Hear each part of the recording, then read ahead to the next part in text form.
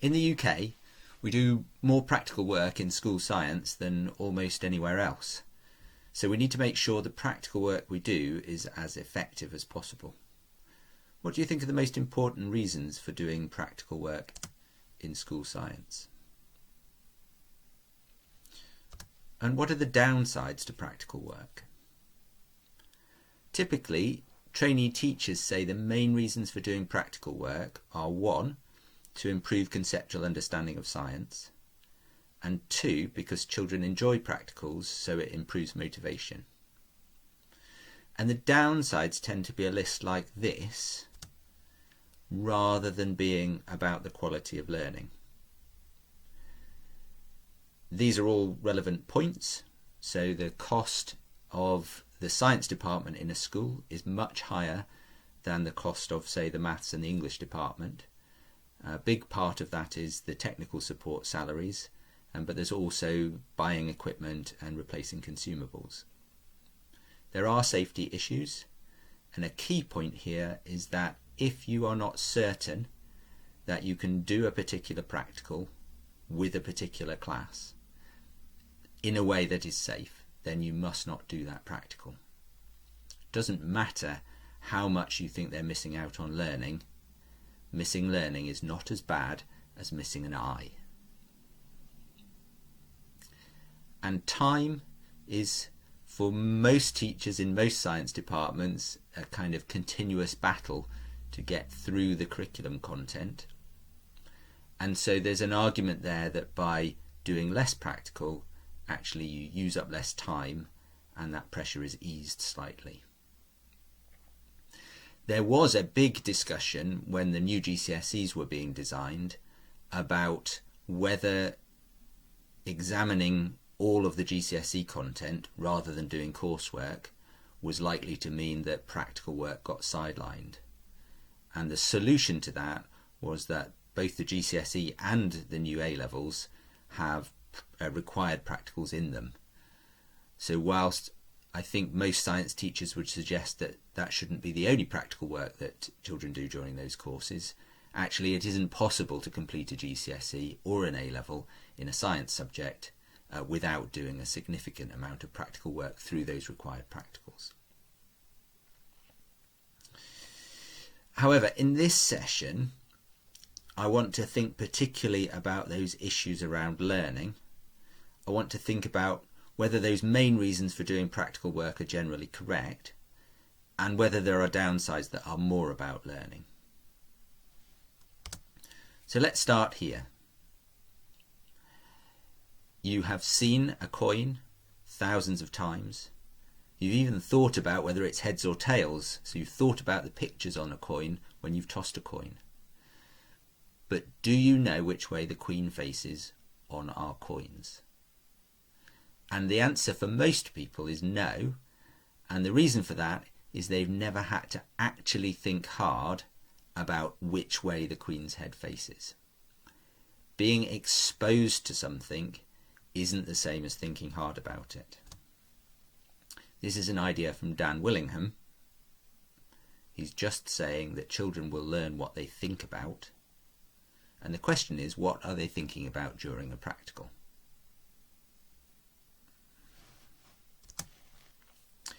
There's a short film here by Alham Shaha, who was teaching science, physics, in a secondary school in London for a long time.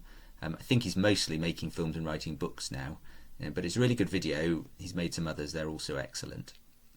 I'd like you to watch that video, and then if you're interested, there was a bit of a flurry of more general interest around these ideas about 10 years ago, and there are some links there, so you could have a look at some of those if you want. The bottom link goes to Radio 4 programme Inside Science, which is on every week. If you've never heard of it, it would be really good to go and have a listen either to this example or to last week's programme. It's a good example of the sort of thing that you should know about, because if you've got kids who are keen and interested in science, then that would be a really good thing to point them at to sort of broaden their horizons. Alham Shaha looks at some of the evidence in that video. There are some specific things that I would like to look at now. This was a study asking young people, I think in year 12, about what they thought should be in the secondary science curriculum. And one of the questions in that survey was, what are the most enjoyable things that you do in science? And another question was about what are the most useful and effective things in terms of your learning. And doing an experiment in class came out very high in terms of how much children thought it was enjoyable, along with watching a video and going on a trip. But a much lower proportion of the students who were asked said that it was one of the most useful and effective things. They tended to say really good teacher explanations, practicing work, being able to ask questions of an experienced teacher, that those were the things that were really effective. And Ian Abrahams did some work on this idea about children enjoying practical work and the longer term effects of that. This is what he said. You can read this.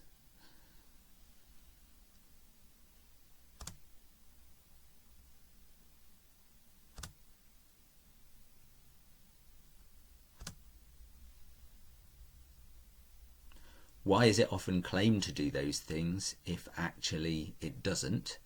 Well, the thing that you need to bear in mind is that the people who are most likely to be commenting on this, and if you're thinking about it yourself, as you might have been at the beginning of this session, then those are people who have done science at school, who have enjoyed it and been motivated by it in order to go on and study at post 16 and then at degree level and beyond. So just because you found practical work an engaging and interesting part of science doesn't necessarily mean that that's everybody's experience. Shahar in his video makes the point that maybe the reason why so many children enjoy practical work is because they don't have to think very hard. It's not as demanding intellectually as a lot of the work that's done in classes whilst they're at school. Okay, and this is Abrahams again and Robin Miller. So they did quite a lot of studying of what was going on in lessons when there was practical work, like going into schools and observing it, interviewing teachers and things, and this was their conclusion.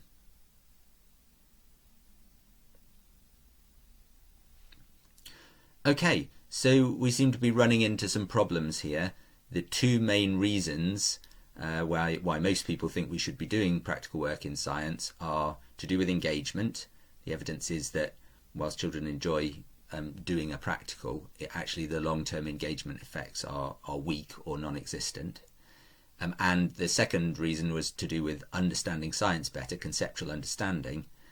But if children are doing practicals but not actually thinking very much about the science, then that's not happening either. Okay, so what can we do about that? How can we make practical work more effective? So sticking with Abrahams and Miller then, they suggested that the starting point in addressing this issue was to think carefully about the intended learning objective.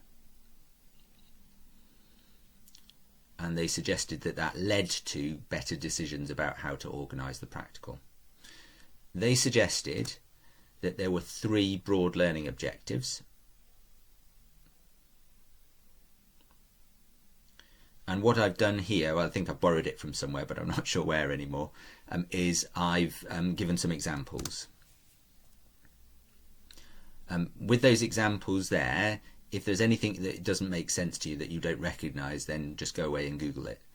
I can clearly remember doing Vissking tubing, which is a physical representation, a physical analogy, a model for the digestive system. I remember doing it at school. And I understood what it was showing, but I was very confused about why Vissking tubing was an intestine. I remember thinking very clearly, this looks like it's kind of plastic. I'm fairly sure my intestine's not made of plastic. And I never really resolved that until I actually was teaching it. So if you need to check what any of these things are, then do so. But those top two are ideas about practicals that you might use to help with conceptual understanding. The middle two are ideas that might be about a better understanding of how investigations work and the skills that are associated with planning and running and analysing data for an investigation. And then that bottom one is an example of a practical skill that you're developing by doing it. And that is actually how the required practicals in the GCSE are set up. There's a list of skills, things, practical activities that children have to have done, like making measurements. It's not that there's an absolute requirement that they do the practicals as set out in the GCSE specification. It's just that by doing those practicals, the exam boards have carefully planned them so that all of the required practical skills are covered. Having said that, it'd be much more difficult to answer questions on these required practicals in the exam if the children haven't seen them. Okay, so here's a list of common practicals from Key Stage 3 and GCSE. So how might these fit into our three categories? Okay, so if we think about chromatography of pen, ink, then do we do chromatography because it's important for children to know that ink is likely to be a mixture of colours? No, we do it because chromatography is an important separation technique, particularly for work in genetics. So you could just describe it, yeah, which would definitely be quicker, but it really helps if children have actually done it because it involves thinking hard about the steps in the process. Now, what children won't be thinking about hard during the practical is why it works. Yeah, so teaching them about the idea of different solubility, or at a simpler level, just the idea that different substances move different distances, that needs to be done as well. You can Google the relationship between resistance and length for a wire, so why bother testing it?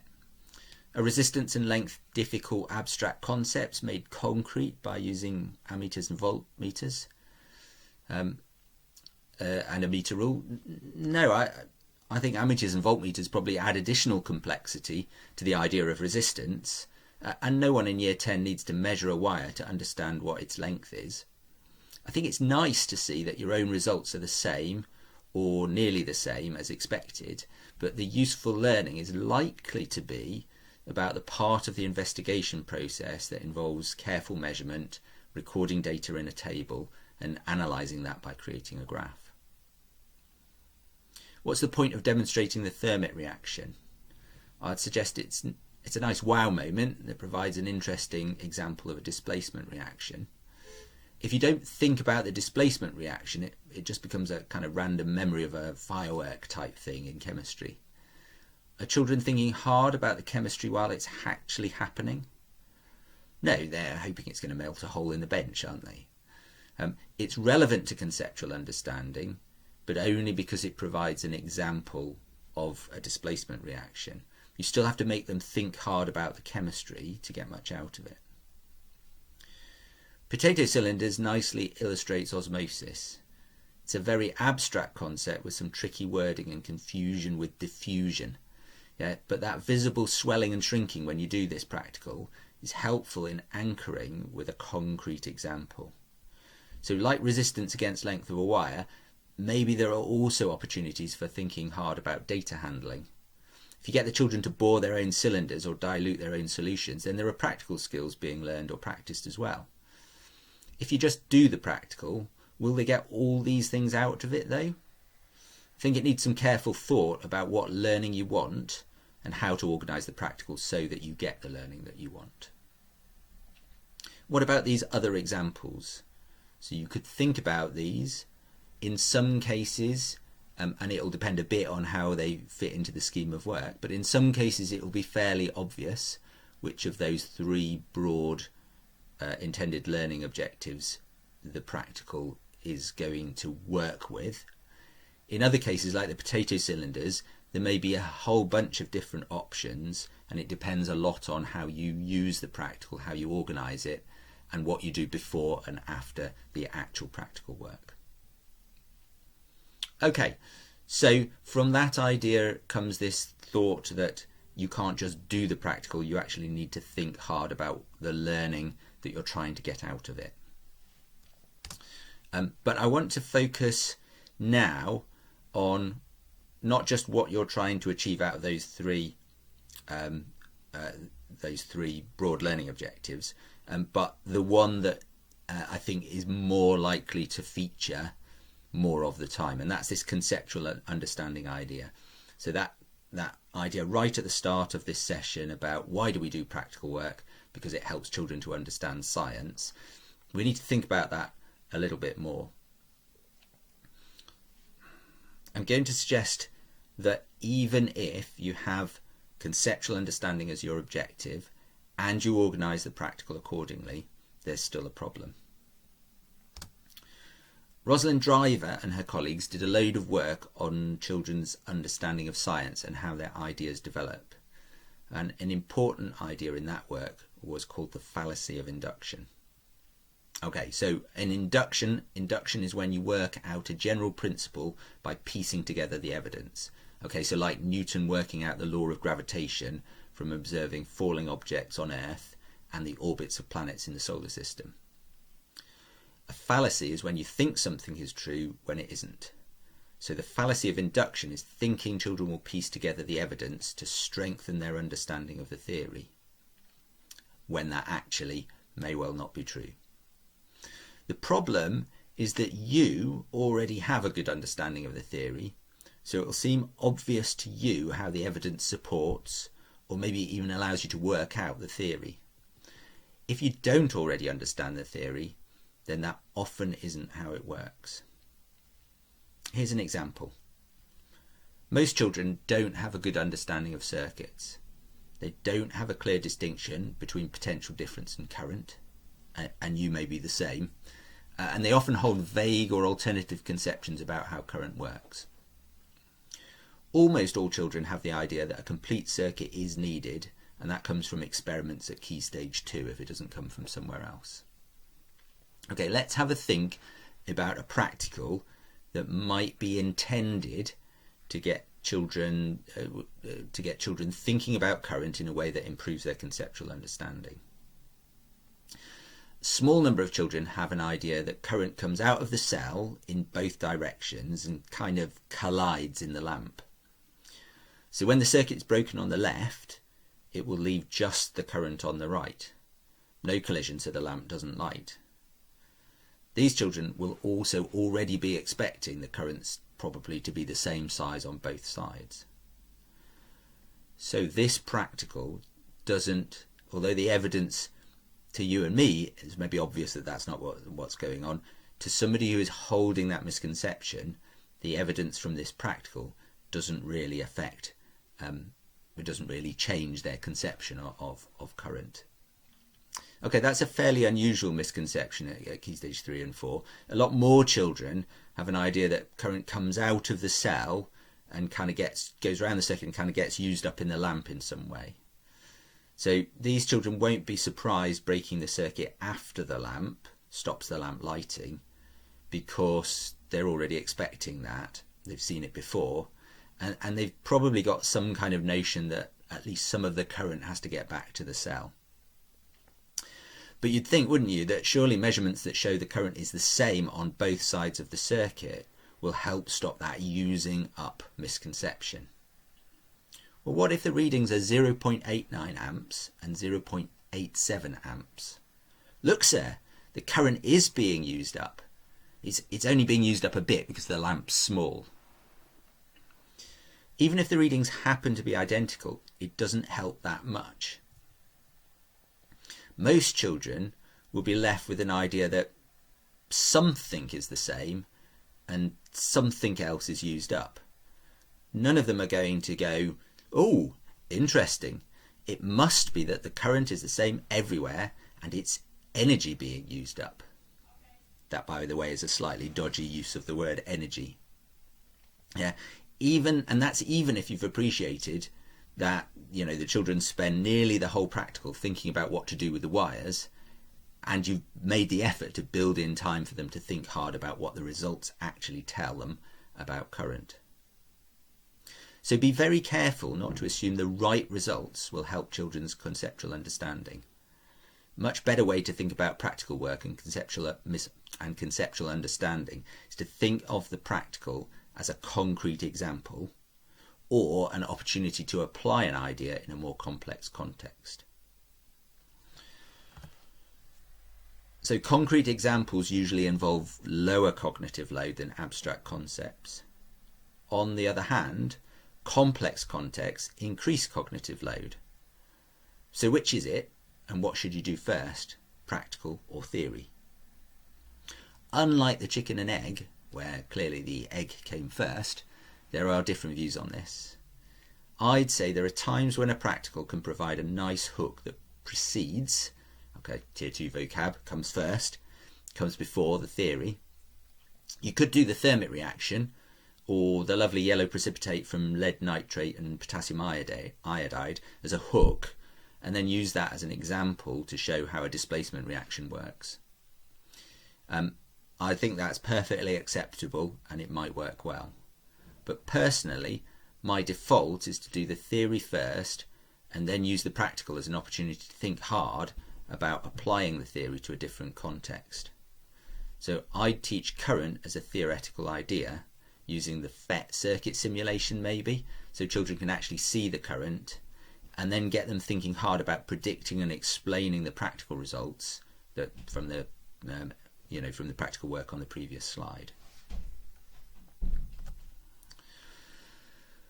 The last sort of key idea about as an inexperienced teacher, what do you do with practical work, is just thinking about the different ways of actually organising practical work. When somebody says to you, "Oh, practical work," maybe your first sort of interpretation of that is a whole class practical, but that's not the only way of organising it. Here's a list of different ways in which you could do a practical.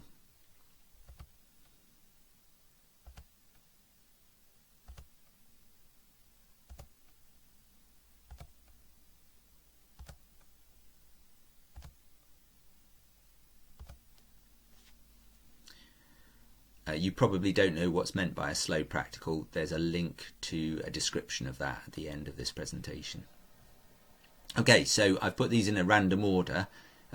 If you stop the video in a moment, I'd like you to try and think about what the order is if it went from the way of organising the practical work that involves the least kind of extra cognitive load for the children through to the one that involves the most cognitive load.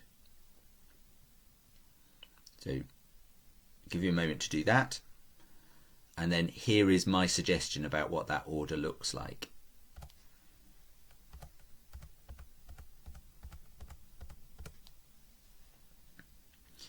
At the top, there's really nothing that you have to do as a student other than watch and listen to the video, through to the bottom where not only do you have to carry out the practical work, but you have to think about things like, what's the range of my independent variable?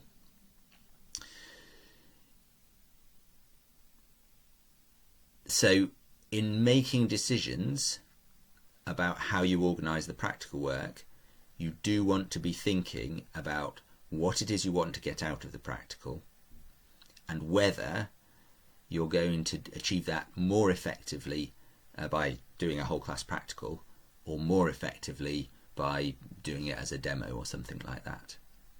There's no right and wrong answers to this. You just need to remember that the further down this list you are, probably the less time children spend thinking about conceptual understanding stuff. Obviously, if what you're trying to get them to learn is a practical skill, then they have to actually do that practical skill. So you need to think about Miller and Abraham's three broad concepts, or three broad learning objectives. But if you're looking at conceptual understanding, then you also want to be thinking about how am I going to get the children thinking hard about this in a way that improves their conceptual understanding. There's no right and wrong about it. It's just being aware of how this difference, how this thing changes as you go down this list. Jasper Green is currently working for Ofsted, but he was a science teacher before that. He's got an interesting blog. I can't actually find the link here to what you see on the screen, but the link does go to his blog. There's lots of interesting stuff on there. He came up with this suggestion of reasons to do a demo or a class practical. I don't think it's complete, but it's an interesting set of ideas. I think if I was looking at it, then I would suggest that on the right hand side there, where that says students will learn or practice planning skills. I think I might change that to say students will learn or practice practical skills, yeah, and ignore the rest of that. I'm not so convinced by that idea about a transferable skill of working in a team. I think that practical work, you need the children to be able to work in a team if it's going to be done in groups. I'm not sure that that's the ideal place to be teaching it. Or if you are going to be thinking about that as your learning objective, then you want to make sure the practical is not one that depends on them working well as a team. So I'm less convinced about that. But some of the other points on here I think are appropriate. It doesn't really matter. You're not after a definitive list here. You're after thinking about, is this going to work better in terms of learning if I do it as a demo or as I do it as a class practical? I think you should be doing both at different points with different bits of the curriculum. A good follow-up exercise to this would be to choose something from the Key Stage 3 or GCSE scheme of work in your school. That will give you some context around it. What type of learning objective would you be aiming for? What exactly is it that you want them to learn? And remember, that needs to be very specific. Yeah, good teaching requires specific understanding of what you want the children to learn. And then how would you organise the practical in order to achieve that? The final thought for you, there's been some research on trainee teachers' perspectives on practical work in science. What that shows is it tends to be true, won't be true of everybody, but it tends to be true that initially trainees are quite confident about managing practical work. They don't see it as a big challenge, but they tend to be not so great at thinking about what the learning is going to look like. And then as their training progresses and they have more experience, they're less confident about managing practical work. They realise how difficult that actually is. They have a better variety of kind of learning objectives in mind, but often they're trying to meet a whole series of different objectives and aren't very clear about the outcomes that they're looking for. So don't be surprised if you go through that process. Obviously, the next step beyond that is to be more confident about managing practicals now that you've got experience, and that will come with time, and to be really clear about the learning objectives that you're trying to achieve, and not trying to do too much, not trying to achieve too much with each practical. I've written some blog posts in relation to some of these ideas, so you could go and have a look at that if you think it's going to be useful. And there are a couple of links here to relevant resources, but there's lots of support for practical work in science. It's just that those things might be worth knowing about, because they might not be things that you kind of come across when you, I don't know, Google practical work, or you're talking to teachers in your school about supporting resources. I said in that list of ways of organising practical that slow practical, there was a description of that. Here's the link. Integrated instructions is an idea that's been knocking around for a few years now in science. There's a good introduction there. And if you're having to produce any of your own resources, then drawing chemistry equipment is really difficult on electronic documents. So you might find that link useful so that you can save some time and make your results better. And that's the end of this session. Thank you.